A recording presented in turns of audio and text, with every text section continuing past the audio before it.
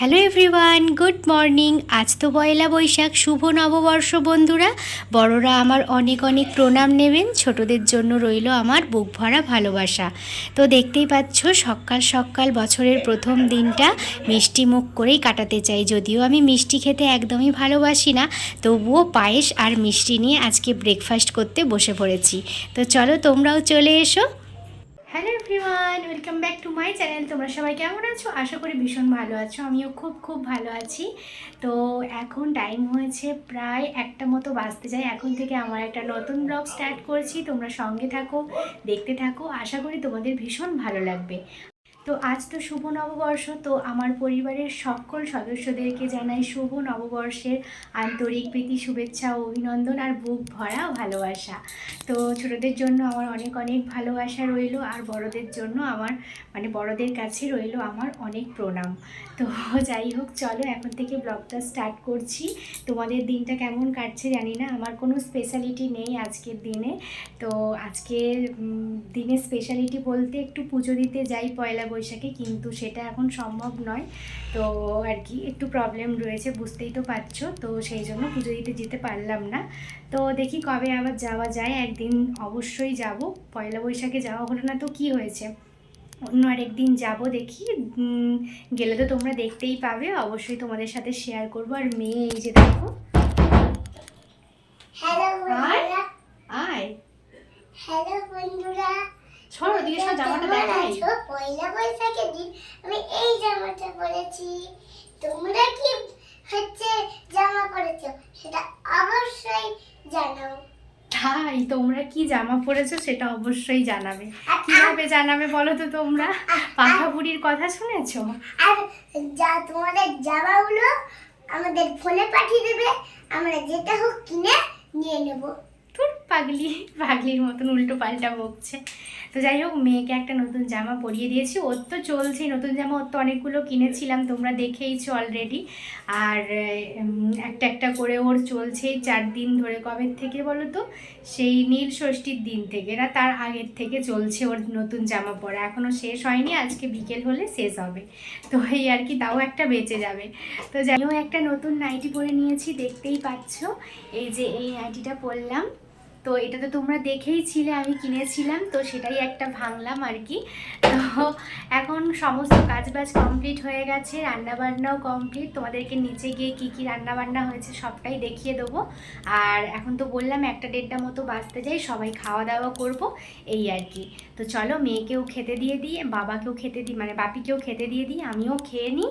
তো আবার তোমাদের সাথে কখন দেখা হচ্ছে জানি না। আজকের ভিডিওতে কি শেয়ার করব কিছু বুঝতে পারছি না, তেমন কিছু শেয়ার করার মতো নেই। তো চলো, তবুও যতটা পারবো তোমাদের সাথে শেয়ার করার চেষ্টা করব। দুপুর বলছি, বিকেলবেলায় একটু বেরোনোর কথা আছে। তো যদি বেরোই অবশ্যই তোমরা দেখতে পাবে। তো চলো তোমাদের কাছে আবার পরে আসছি। তো ফাইনালি রান্নাঘরে চলে এলাম। তো চলো এক ঝলক রান্নাবান্নাগুলো তোমাদেরকে দেখিয়ে দিই। আজকে হয়েছে উচ্ছে আর কুমড়ো ভাজা, যেটা খেতে আমি ভীষণ পরিমাণে ভালোবাসি। আর এই এঁচোড়ের তরকারিটা খেতেও আমি ভীষণ ভালোবাসি, বাট আজকে আমি খাবো না। কারণটা কি বলো তো? কারণ হচ্ছে আজকে এঁচোড়ের তরকারিটা হয়েছে মাটনের চর্বি দিয়ে, যেটা খেতে আমি একদম পছন্দ করি না। ছোটোর থেকেই আমার একদম অপছন্দের জিনিস এটা। তো বাড়ির সবাই বলে খুবই ভালো লাগে, খুব টেস্টফুল হয়। তো বাড়ির সবাই খায়, কিন্তু আমি আর মেয়ে খেলাম না। তো এইদিকে দেখতেই পাচ্ছ একটা লাল লাল হালকা পাতলা চিকেনের ঝোল হয়েছে। যেহেতু বৈশাখ মাস পড়তে না পড়তেই ভীষণই গরম পড়ে গেছে, তাই না? তো তার জন্য একটু হালকা পাতলা খেয়ে থাকাই ভালো। আর এদিকে গরম পড়তে না পড়তেই দেখতেই পাচ্ছ আমের টক, আমের চাটনি, তারপর হচ্ছে একটু সর্ষে বাটা, আম দিয়ে মাছের হালকা পাতলা টক, এগুলো খেতেই যেন গরমেই অমৃত লাগে, তাই না বলো তো বন্ধুরা? তো দেখো ফাইনালি খাওয়া দাওয়া করে সমস্ত কাজবাজ কমপ্লিট করে এখন চলে এসেছি রুমে একটু রেস্ট নেব। এই যে ফাইনালি এসিও চালিয়ে দিয়েছি, তাহলে ভাবতে পারছো কীরকম গরম পড়ে গেছে। আর হাজব্যান্ড এসে না এসে আমি ভিডিও করছি দেখে লাইটটা অফ করে দিল। তো চলো পরে দেখা হচ্ছে তোমাদের সাথে। তোমাদেরকে তো বললাম যে দুপুরবেলা একটু রেস্ট নেব, টেস্ট নিয়ে দেখতেই পাচ্ছ বিকেলবেলা এখন একটু রেডি হয়েছি। বিকেল নয়, প্রায় সন্ধে হয়ে গেছে। আমি আর মেয়ে দুজনেই রেডি হয়ে গেছি, দেখতেই পাচ্ছ। আর এই কুর্তিটা যে কিনেছিলাম তোমরা তো দেখেইছিলে, কেমন লাগছে আমাকে পরে অবশ্যই জানাবে। আর হালকা করে একটুখানি সাজুগুজু করেছি। এত গরম পড়েছে, কিছু সাজুগুজু করতে ইচ্ছেই করছে না, এরকম একটা ব্যাপার। পাখার সামনে থেকে নড়তেই ইচ্ছে করছে না, তো সাজুগুজু করব কিভাবে, তাই? তো গাইস, গুড ইভিনিং। তো এতক্ষণ বাদে তোমাদের সাথে দেখা হচ্ছে। সেই তোমাদেরকে বলেছিলাম যে স্নান টান করলাম, এবার খাওয়া দাওয়া করব। তোমাদেরকে তো রান্না বান্নাগুলো দেখালাম। আজকে তেমন কিছু আহামরি রান্না ছিল না, সিম্পলের মধ্যেই রান্না ছিল, এই আর কি। তো তারপর খাওয়া দাওয়া করে একটু রেস্ট নিচ্ছিলাম, কাজকর্ম গুছিয়ে টুছিয়ে এখন বেরিয়ে পড়েছি, দেখতেই পাচ্ছ। আর একটুখানি বেরোবো, আর কোথায় যাচ্ছি না যাচ্ছি সেটা তোমরা ভিডিওটা দেখতে থাকলেই বুঝতে পারবে। তেমন কোথাও যাচ্ছি না, একটু বেরোচ্ছি আর কি। আর ভীষণই গরম। গরমের কথা বলতে গেলে আগের বছরের তুলনায় এবছর গরমটা একটু কমই রয়েছে পয়লা বৈশাখে। কারণ তো আগের বছরের গরমটা আর এবছরের গরমটা কেন মনে আছে সেটা তোমাদেরকে একটু বলে দিই। আগের বছর যখন রেডি হচ্ছিলাম পয়লা বৈশাখে একটু বেরোবো বলে, আর সেই মুহূর্তে কারেন্ট চলে গিয়েছিল, কি যে গরম লাগছিল বন্ধুরা, মানে তোমাদেরকে বলে বোঝানো নয়। ঠস ঠস করে ঘাম ঝরছে, কিছু সাজগোজ নেই, কিছু জামা কাপড় নতুন পরলামও না। মেয়েটাকে পরিয়ে নিয়ে চলে গেলাম, মানে বাড়িতে যা নরম জামা কাপড় ছিল সেই সব পরেই চলে গেলাম। কতগুলো নতুন কিনেছিলাম কিন্তু কিছুই পরলাম না, তো এই জন্যই মনে আছে।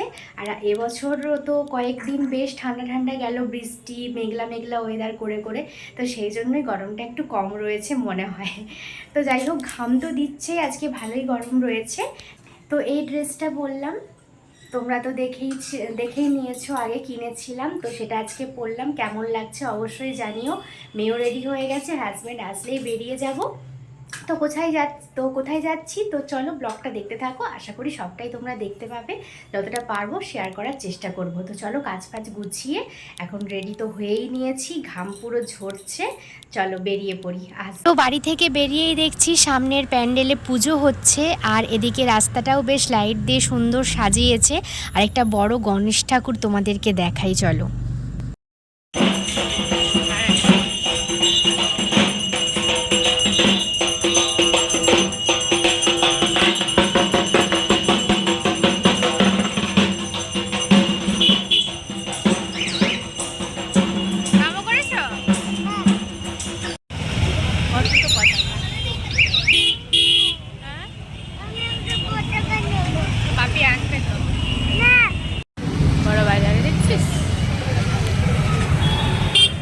সব সোনা দোকান সব হালখাতার জন্য না, বলো?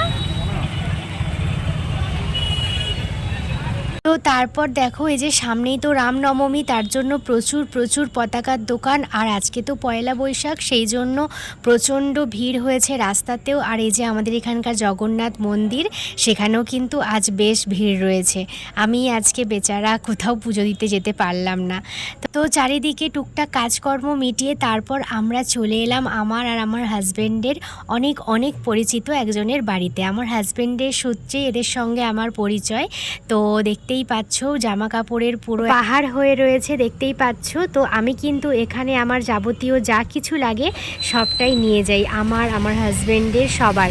তো যাই হোক, আমরা এখানেই এসেছিলাম, ওদের আজকে হালখাতা ছিল। আর আমার হাজব্যান্ডকে কিন্তু ভাই বলে ডাকে, যার আমার যে সম্পর্কে কে হবে আমি নিজেই জানি না, আর বুঝে উঠতে পারি না, বৌদি হবে না দিদি হবে না যা হবে।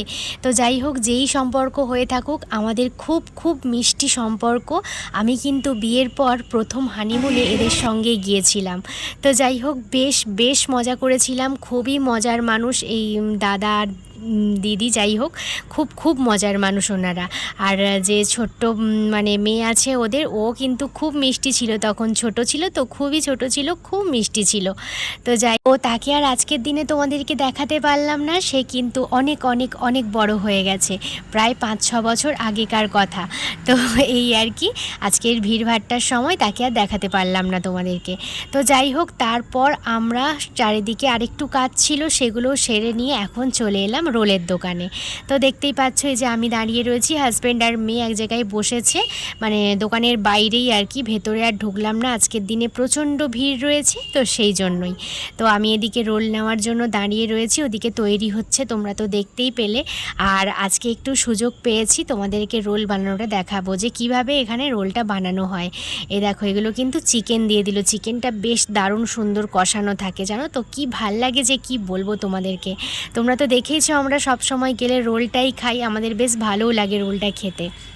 তো যাই হোক চলো, তো রোল টোল খেয়ে বাড়ি চলে যাব এই আর কি। ভিডিওটা ভাবছি এখানেই শেষ করে দেব। বাড়িতে গিয়ে আর তেমন কিছু দেখানোর ছিল না তোমাদেরকে। আর বাড়ি যাওয়ার সময় একটা কোল্ড ড্রিঙ্কস কিনেছিলাম বাড়ির সকলের জন্য, সেটা তোমাদের সাথে শেয়ার করা হলো না। সময় ঠান্ডা ছাড়া আর কী বা খেতে ভালো লাগবে বলো তো, আইসক্রিম আর কোল্ড ড্রিঙ্কস ছাড়া কিছুই ভালো লাগবে না।